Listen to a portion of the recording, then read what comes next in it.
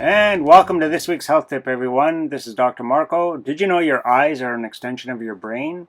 I'd like you all to consider looking into our RightEye system. This is a high-end technical thing we have that's very, very important for measuring brain function because it's looking at how your eyes are controlled by your brain. And you can see that you follow a dot on the computer, and the computer actually bounces infrared light off your eyes and it can measure exactly how your eyes are following the target. So this was me. So you can see that my eyes following that circle going around are controlled pretty well, and I'm following the circle quite well. This one is my eyes zipping back and forth very quickly between two targets, and you can see they're going horizontally quite well, and they're landing pretty well on the target. That's a good thing. This is me zipping my eyes up and down very quickly. You can see there's a bit of a deficit on my left eye there. It's goes a little wide there a few times, but overall not too bad. This next one here, if you look on the right, it's talk about fixation. This is your ability to focus and stay focused on attention, and all those dots were basically right in the middle of the bullseye there. This one is super important for reading ability, and I want you to consider this for kids with ADHD and autism and attention deficit. My eyes are going side to side very smoothly, so if I was reading the words on a page, that would be all quite well. Now look, this is a 13-year-old boy that was diagnosed with ADHD and attention problems, and look at how shoddy the eyes are here. So this is his eye trying to follow a circle target. At the beginning it's not bad, and you can see the more he gets, the more tired he gets, and then the more he's off target. The eyes are zigzagging all over the place, and then he has a lot of deficit there. So that's not really good, obviously.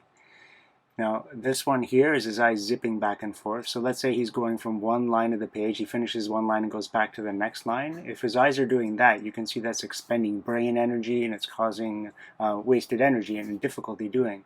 Those dots there, they should all be in that center, but he has two different focus points. When he's trying to pay attention and look at one specific spot, his eyes are zipping back and forth between two spots all the time. That's not good. Now, this is the most important one. He's following a line side to side slowly, and this is like him reading words on a page. Now look at what happens here. As he gets more tired, he's only done a couple of lines of reading. Look what his eyes are doing. These quick jumps are called saccadic intrusions, and his eyes are making those erratic movements, making it very difficult to read and focus, etc. I'm going to read a testimonial from his mom later on, and you'll be quite surprised at what happens. Now look at this one. Let's say there's a pop fly and he's playing baseball and he's trying to look up in the air and follow the ball up into the air. If his eyes are doing that, he's not going to be doing so hot. So this program, you get 1 month of training exercises based on your weakness, and I'm going to show you what that looks like now. The home program, it'll look something like this. So you'll get the website and it'll specifically exercise your weaknesses. So for me, I have a vertical pursuit exercise. So it'll actually give you a video that'll describe what you're supposed to do when you watch the screen. When the target stops, tilt your head down, then up, then back to center while always keeping your eyes on the target.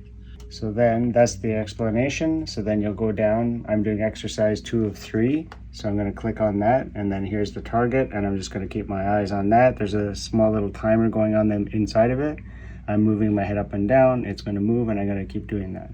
So that's basically the training that you do at home.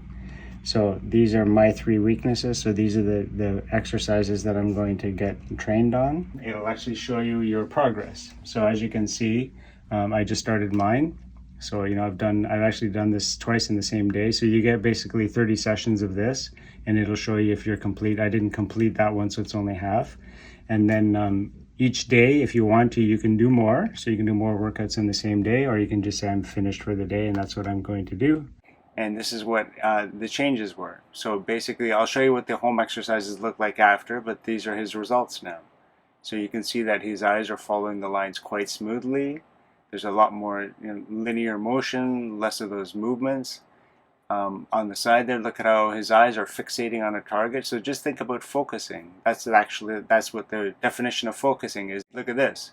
1 or 2 little dips here and there compared to how his eyes are moving side to side before. Think of how much less energy his brain is expending just trying to read words on a page.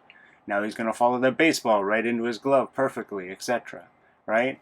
So these are all really big changes that people can have just by doing this. The test only takes about 10 minutes, and it's pretty easy to do. All right, let's read the testimonial from his mom. Look how far we've come from can't to can. If you've been following along over the last 3 years, we've been working with our son to help improve his ability to read. Initially, it was actually impossible for him to read because his neurovisual system was not capable of this activity. I still remember the advice from people that told me he would never be able to read. These two scientific reports from the RightEye System give an idea why. In the first one, his eye's ability to focus and move in a way conducive to reading was 13%. That means if he tried really hard, he could sound out the words but wouldn't understand what he read and would be exhausted from the sheer effort of it. Now his visual system's ability to read is in the usual range at 83%.